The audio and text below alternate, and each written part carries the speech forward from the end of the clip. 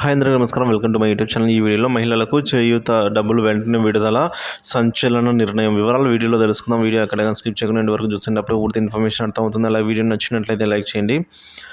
ఖజానా ఖాళీ చేసేందుకే జగన్ సిద్ధమయ్యారు అని గవర్నర్కు చంద్రబాబు లేఖ రాశారండి.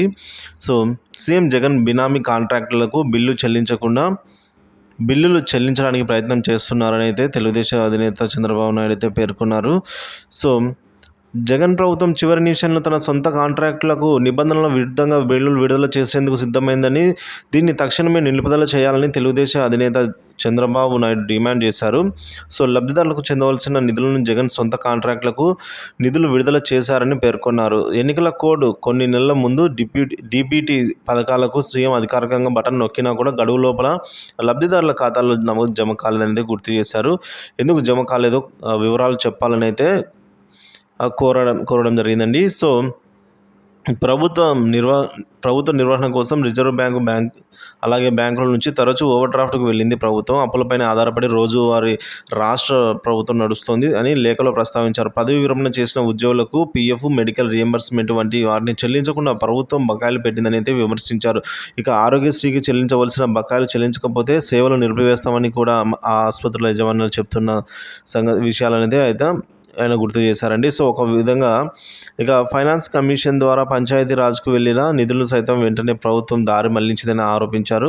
ఈ విధంగా రుణాల కోసం తెచ్చిన 4,000 కోట్లు అలాగే 7,000 కోట్లు బాండ్ల ద్వారా తెచ్చిన సమీకరించింది ప్రభుత్వము. సో ఈ నిధులను కూడా ప్రభుత్వ ఉద్యోగులకు, పంచాయతీరాజ్, ఆరోగ్యశ్రీ నెట్వర్క్ ఆసుపత్రులకు ఇలా అవసరం ఉన్న వాటికి బటన్ నొక్కిన వాటికి చెల్లించకుండా అనుకూల కాంట్రాక్టులకు చెల్లించేందుకు ప్రయత్నం చేస్తూనైతే మండిపడ్డారు. రాజకీయ స్వార్థం కోసం చేసే ఇలాంటి చర్యలతో రాష్ట్ర ఆర్థిక పరిస్థితి పై అయితే తీవ్ర ప్రభావం పడేలా ఉందని అయితే చంద్రబాబు వ్యాఖ్యానించారండి. సో ప్రభుత్వం ఈ విధంగా లబ్ధిదారులకు మేలు చేసే డీబీటీ పథకాలకు చెల్లించాలని ఈ డబ్బునంతా ప్రభుత్వ ప్రధాన కార్యదర్శిని ఆదేశించాలి అని చెప్పేసి ఈ లేఖలో పేర్కొన్నారండి. గవర్నర్కు రాసిన లేఖను కేంద్ర ఎన్నికల సంఘం సిఎస్ ఆర్థిక శాఖ ముఖ్య కార్యదర్శికి అయితే పంపారు.